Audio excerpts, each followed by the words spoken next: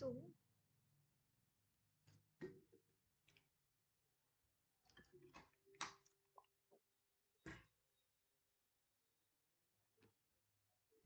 hey May 2024 aspirant, how's you? So let's directly proceed for the things for which we are doing or why we are here to do.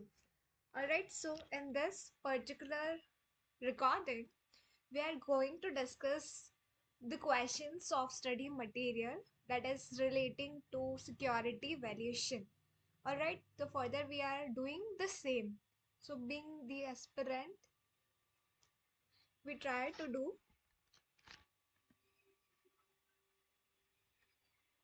solving the question which is relating to the advanced financial management CA final paper number 2 and the question number 1.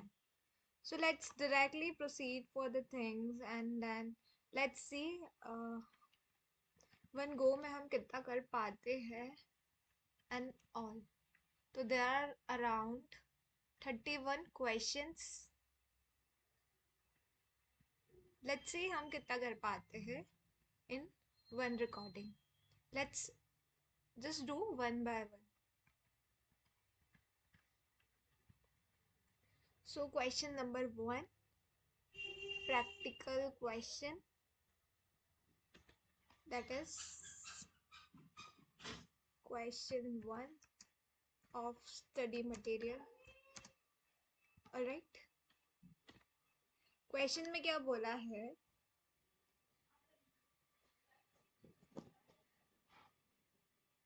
a company has a book value per share. हमें book value per share given है. We have as per the given data. One thing I may say to you that मेरे पास तो institute की module है, तो मैं अपनी ice क्यों खराब करूं. By the same, this is our paper number 2 AFM module of CA final. Alright, तो मैं इसमें से देख लेती हूँ. Hope that you all have either the paper 2 book, otherwise you must have the module as well.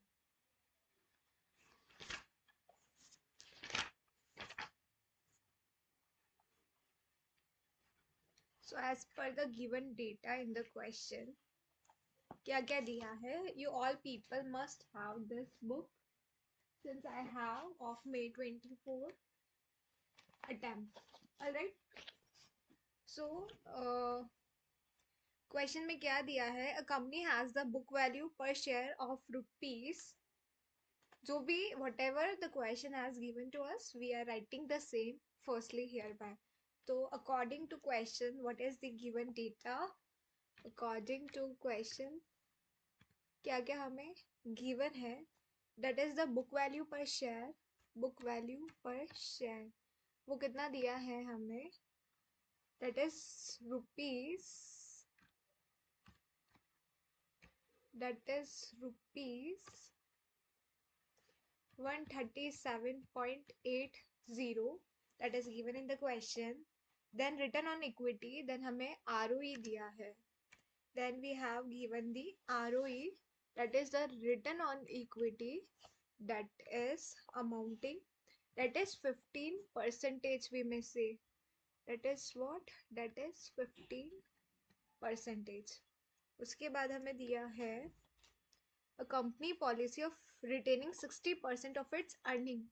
तो हमें दिया है retention ratio कितना है, retention ratio दिया है हमें, that is 60%, so we can say the 0.60. alright, उसके बाद हमें दिया है its opportunity cost of capital, यानी कि हमें KE दिया है. KE हमें कितना दिया है, that is 18%.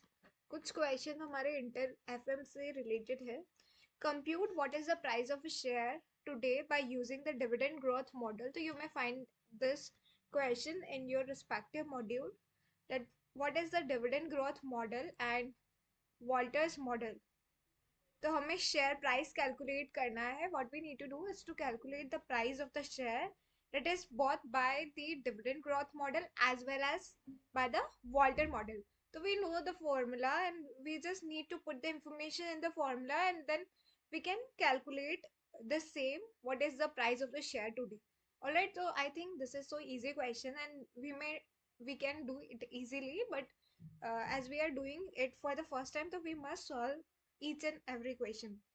Alright, so if we talk about the dividend growth model, dividend growth model का फॉर्मूला क्या होता है? इस बुक को मुझे कहीं ना तो अरेंज तो करनी पड़ेगी.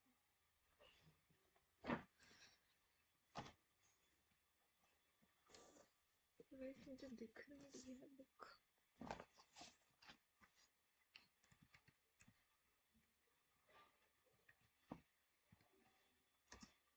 Since we need to calculate the price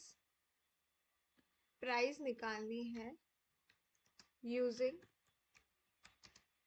the dividend growth model, we में से द डिविडेंड ग्रोथ मॉडल से एज वेल एज इसके अलावा हमें वॉल्टर्स मॉडल से भी हमें निकालनी है. करेक्ट. अब while calculating the price by the dividend DGM, तो हम क्या लिखेंगे? that will be price equals to क्या होता है? नॉर्मल जो हम डिविडेंड ग्रोथ मॉडल लगाते हैं उसमें हम लिखते हैं D1. D1 वो अंडरस्टूड है कि D0 मल्टीप्लाई 1+G, तो मैं उसको डायरेक्टली ऐसे लिख रही हूँ, डिवाइड बाय हम क्या करते हैं K माइनस G, यही फॉर्मूला हम यूज करते हैं. करेक्ट. अब इसमें हमें D1 कैसे निकलेगा? D1 will be D0 multiply 1+G. Correct, ये तो हमें पता है.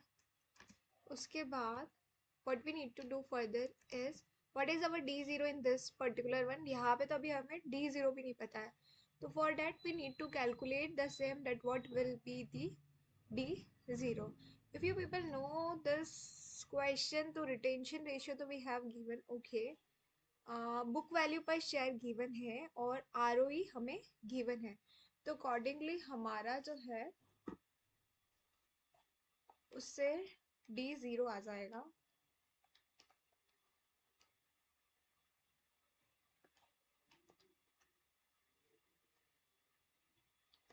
एक ये फॉर्मूला होता है, if you have read somewhere, book value of share, because as पर the given data we need to calculate. सबसे पहले D0 क्या है वो हमें क्वेश्चन में गिवन नहीं है.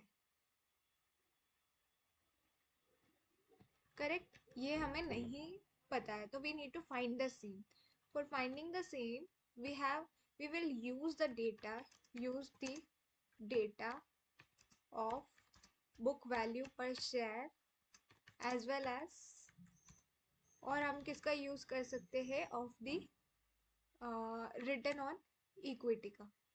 रिटर्न ऑन इक्विटी का डेटा यूज करके हम लिख सकते हैं. तो अगर जैसे हमें पता नहीं है कि what will be the dividend क्या होगा, तो अगर आप बुक वैल्यू पर शेयर को मल्टीप्लाई करोगे ना विद द रिटर्न, क्योंकि बुक वैल्यू पर शेयर से भी रिलेटेड दो तीन फॉर्मूलाज होते हैं.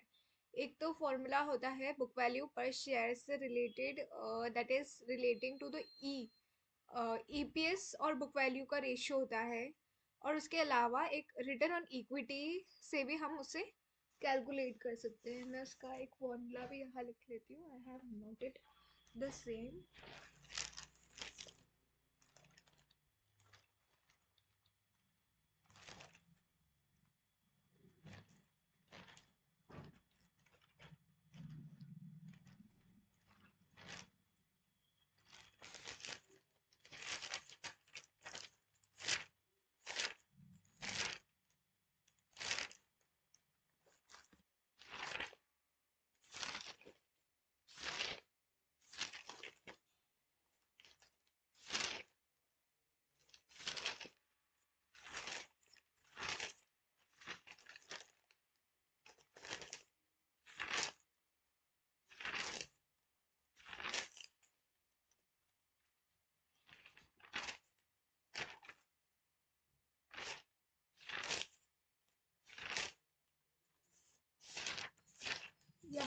इस वाले में तो I can calculate the same orally 137.80 multiply 15% करेंगे ना तो we will get the D0.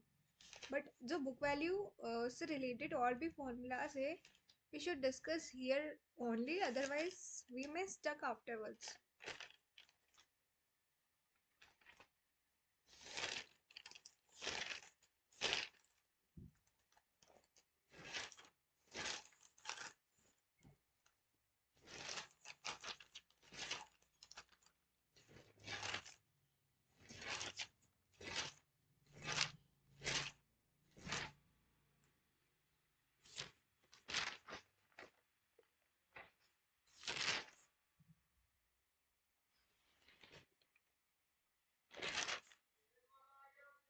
एक जो फॉर्मूला होता है रिटर्न ऑन इक्विटी का, वो होता है EPS divide by book value per share.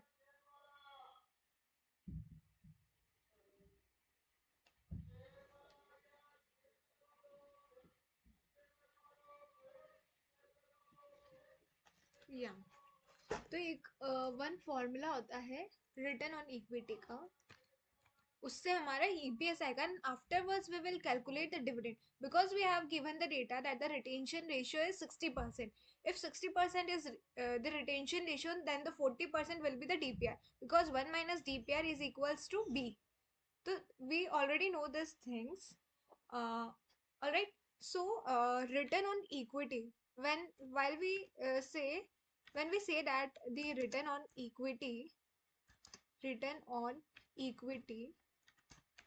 तो will be equals to, इसका फॉर्मूला जो होता है that is what, that is the earning per share divided by the book value per share. Because in this particular question we have given the return on equity दिया है हमें, as well as उसके अलावा हमें क्या दिया है, return on equity we have given in the question as well as the book value per share. So we don't know about the EPS as well as we don't know about the dividend as well. तो for calculating the dividend firstly we need to find out the earning per share मिल जाएगा ना, उसके बाद we can easily calculate the dividend as well. फिर वो growth वगैरह वो सब तो हम देख लेंगे, बट फर्स्टली हमारी प्रायोरिटी जो है दैट इज द D0 निकालने की है. तो must note this formula in your brain. Currently we are not noting the things in our notebook, we have already done with these things, or maybe we have done it at least for one time, but now we are retaining the things for the exam purpose as well. So that's why I'm recording the same, so that the things जो retention ratio है for the things मेरी memory में भी जाए for the longer period. We know that the return on equity is nothing but the ratio of the two things. Ratio of the two things means earning per share divided by the book value per share. As per the given data in the question, we have given the return on equity, that is the 15% equals to the earning per share. Earning per share we don't know anything about the EPS, divide by the book value per share is given to us, that is rupees 137.80. When we calculate the same, we will get 137.80 multiplied 15 percentage multiplied by 15 percentage will be our EPS. So accordingly our EPS will be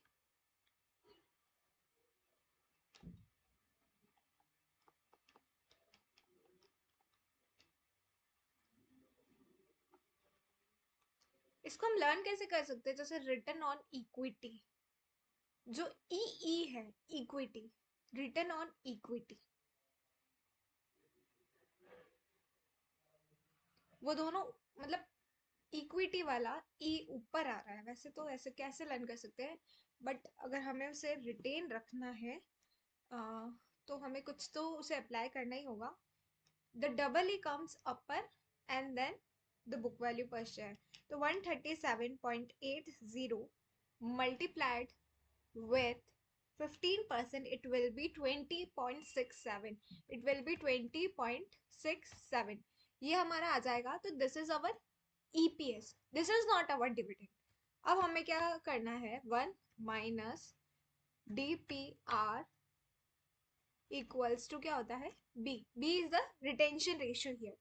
तो b is the retention ratio accordingly 1 - क्योंकि हमें be given है तो हमें पता है कि हमारा डीपीआर जो होगा, इसको मैं डायरेक्टली लिख रही हूँ, it will B obviously 40%। Okay, so next thing will be what, ये आ गया हमारा। तो आइडियली हमारा, हम यहाँ ही लिख लेते हैं इसको, ये हमारा ईपीएस आ गया। अब हमें डीपीएस भी निकालना है। तो हमारा डी जीरो कैसे निकलेगा, इट विल बी ईपीएस का डीपीआर करो 20.67 मल्टीप्लाइड बाय 40%। तो हमारा अकॉर्डिंगली आ जाएगा, it will B 40%, it will B 8.268।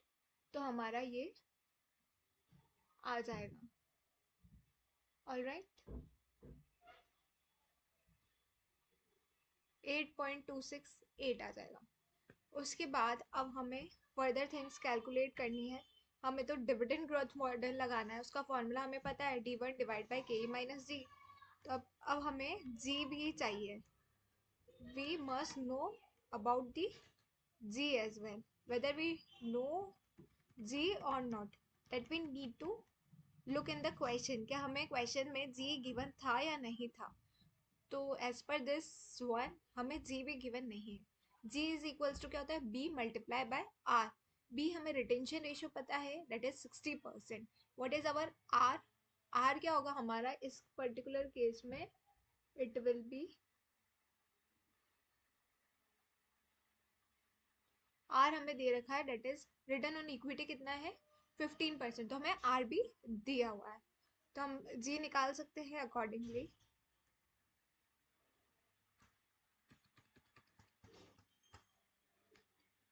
Ji is equals to b, small b से डिनोट करते हैं वैसे तो रिटेंशन रेशियो को, b into r. And we know that what is our g, g हमारा क्या है, g will be, our g will be b retention ratio. अब हम इन दोनों को परसेंटेज नहीं लिख सकते, दोनों को परसेंटेज लिखेंगे ना तो इट विल बी परसेंटेज का square, and it will impact something wrong, will it intimate. तो हम यहाँ परसेंटेज नहीं लिखते, तो हम क्या करते हैं, आइदर जी को 0.40 लिख लेते हैं, पॉइंट बी को, बी जो है डेट इज 0.60 मल्टीप्लाइड बाय हम जो हमारा आर है, that is the return on equity, that is the 15%। मतलब हम दोनों को परसेंटेज नहीं लिख सकते, अगर दोनों को परसेंटेज लिख लिया तो हमारा परसेंटेज का स्क्वायर हो जाएगा, तो वो mathematically it will be wrong, वो रॉन्ग इंटरप्रेट हो पाएगा, हो जाएगा। तो इसलिए हम इसको परसेंटेज एक ही को लिखते हैं, एंड हमारा अकॉर्डिंगली जो जी है वो कितना आ जाएगा, 0.60 मल्टीप्लाई बाय 15। तो हमारा जी जो है वो 9% आ जाएगा, इट विल बी 9%। तो यहाँ तक हमें कुछ चीज़ें बिल्कुल क्लियर है। एक न्यू फॉर्मूला हमने सीखा, when book value per share given है और रिटर्न ऑन इक्विटी गिवन होता है, तो हम एक फॉर्मूला होता है, return on equity is equals to EPS earning per share divide by the book value per share कितना है। तो उस हिसाब से हमारा जो है EPS आ जाएगा, करेक्ट। अब हमें ई भी मिल गया, सॉरी हमें डी मिल गया, हमें जी मिल गया। तो अब तो हम कैलकुलेट कर सकते हैं, प्राइस जो है वो इजीली आ जाएगी। तो प्राइस क्या होगी हमारी, हमारा डी कितना था, हमारा डी था 8.268 मल्टीप्लाई, ये डी जीरो है, 1 प्लस जी 0.09 डिवाइड में कितना आएगा हमारा के माइनस जी। के हमें दिया था इन द क्वेश्चन, के कितना था, के था हमारा 18%। के हमारा 18% था, तो हम इसको यहाँ पे 0.18 भी लिख सकते हैं, माइनस के माइनस जी 0.09। तो ये हमारा, हम इसको सॉल्व करके बता देते हैं कितना आंसर आएगा, वही लिख लेती हूँ डायरेक्ट।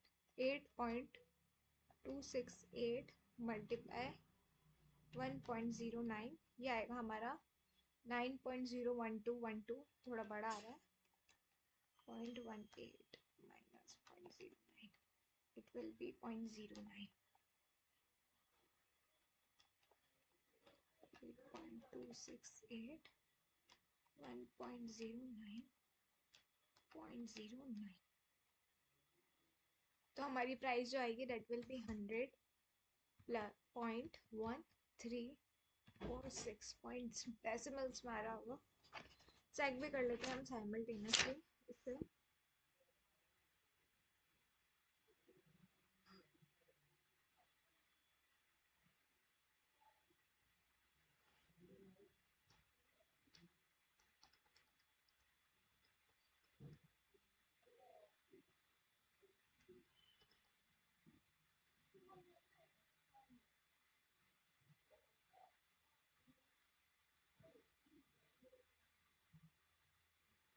हमारा आंसर तो सही आ रहा है, बट द थिंग इज यहाँ पे जो हमारा डिविडेंड है जिसे हमने निकाला था उसको हमने D1 ही माना है as per the institute material.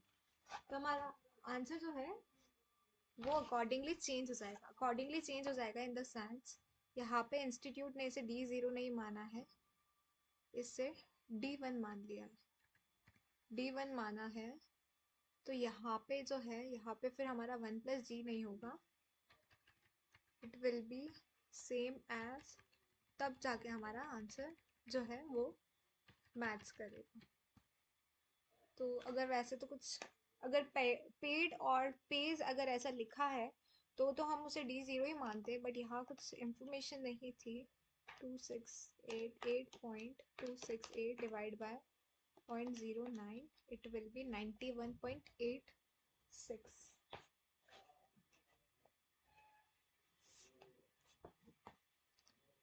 तो हमारा आ जाएगा 91.867 हम बोल सकते हैं।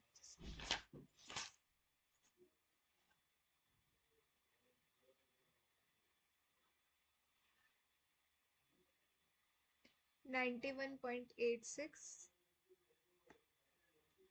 और इंस्टीट्यूट ने राउंड ऑफ कर दिया है, 20.67 था हमारा।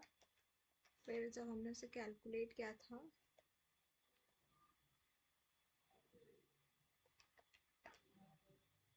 8.268 को 8.27 कंसिडर करके 91.89, तो हमारा भी यही आ रहा है ऑलमोस्ट, थोड़ा डेसिमल में आगे पीछे हो रहा है।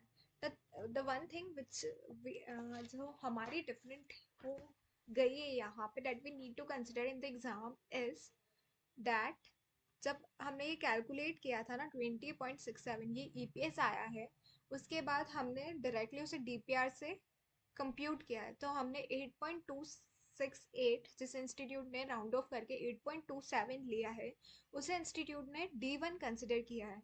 अगर हमने इसे D0 कंसिडर करके 1+G कर दिया तो हमारा आंसर ऑफ कोर्स बिल्कुल चेंज हो जाएगा, इंस्टीट्यूट से मैच नहीं करेगा द सेम। तो ये हमारा D1 बन जाता है, और फिर हमारा जो नेक्स्ट फर्दर स्टेप है that is D1 divide by K minus G। तो अकॉर्डिंगली हमारा आंसर जो है 91.867 आ जाएगा। तो अगर ये वाला इस टाइप का क्वेश्चन मिले, बिकॉज वी हैव, तो हम या तो अजम्पशन लिख ले from our side that is this we have calculated as D1, और G भी हमने अलग से कैलकुलेट करके बता दिया है। G तो क्वेश्चन में चाहिए भी है क्योंकि K माइनस G होना है, तो G तो चाहिएगा। तो अकॉर्डिंगली हमने इसे D1 ही माना है, और हम इसे राउंड ऑफ करके चले तो अभी के लिए जब हम वॉल्टर मॉडल से कंप्यूट कर रहे हैं वापस इसी क्वेश्चन को, बिकॉज दोनों से पूछा है, तो हम क्या करते हैं, इसको कंप्यूट करते हैं with the name that is with the Walter model. Otherwise क्या होगा, हमारा और राउंड ऑफ होने लग जाएगा क्वेश्चन। तो अब हम इसे वॉल्टर मॉडल से भी कंप्यूट कर लेते हैं। एज पर द वॉल्टर मॉडल का फॉर्मूला क्या होता है, वो तो हमें इंटरमीडिएट से ही याद है। वॉल्टर वॉल्टर्स मॉडल में बात की जाती है दैट इज डी, यहाँ पे D plus R R E divide by KE multiply bracket EPS minus DPS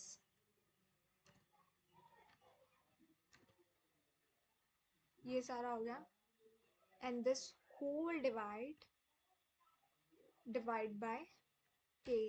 तो आइडियली हमारा फॉर्मूला तो ये होता है इन द वॉल्टर मॉडल। अब यहाँ पे हम डिविडेंड को 8.27 कंसिडर कर लेते, 8.27 प्लस RE हमारा कितना था, 0.15 था I think so.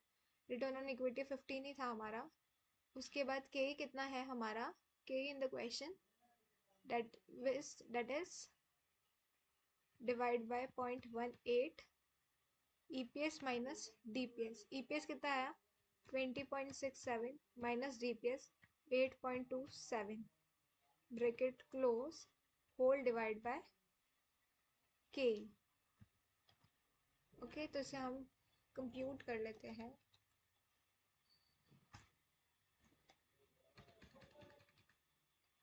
Eight point two seven plus 0.15 divide by 0.18 it is 0.8333 आ रहा है। इसको सॉल्व कर लेते 20.67 minus 8.27 it will B 12.4 and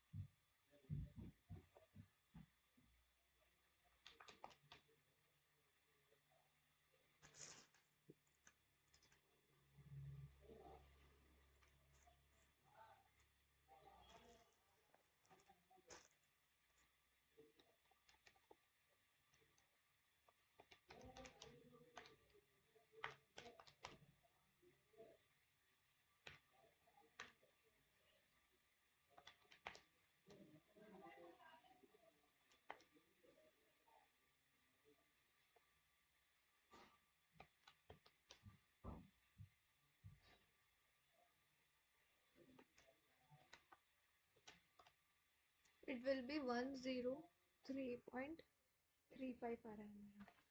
यहाँ पे एक ब्रैकेट और लगाना पड़ेगा बिकॉज ये होल डिवाइड हो रहा है।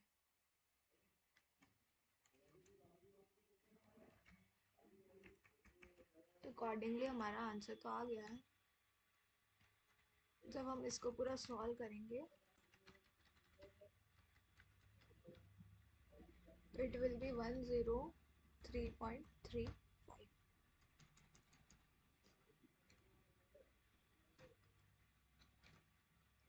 Rupees.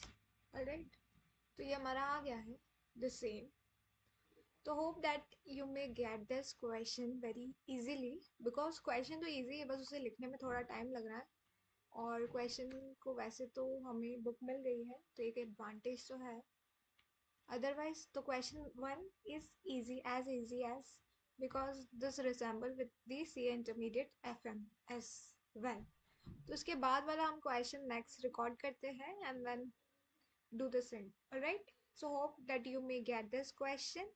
Hope that you retain the formula of how can we calculate it, the EPS with the data relating to the return on equity or the book value per share. So the formula is ROE is equals to EPS divided by the book value per share. तो एक चीज़ तो हमारा ये दिमाग में चली गई है। एंड उसके अलावा हमें ये पता चला है कि इस क्वेश्चन में, इस पर्टिकुलर क्वेश्चन में ये D0 D1 नहीं है, डायरेक्टली D1 ही कंसिडर कर रहे हैं हम। And G we can easily calculate and compute the same, तो उसमें तो कोई ऐसा प्रॉब्लम नहीं थी। सो this is how we sum up the question. Alright, so hope that we may not do any mistake further which we have currently did while calculating the same. Whatever we did we rectify the same currently, मतलब अभी से सही कर लिया उसको as well. Alright.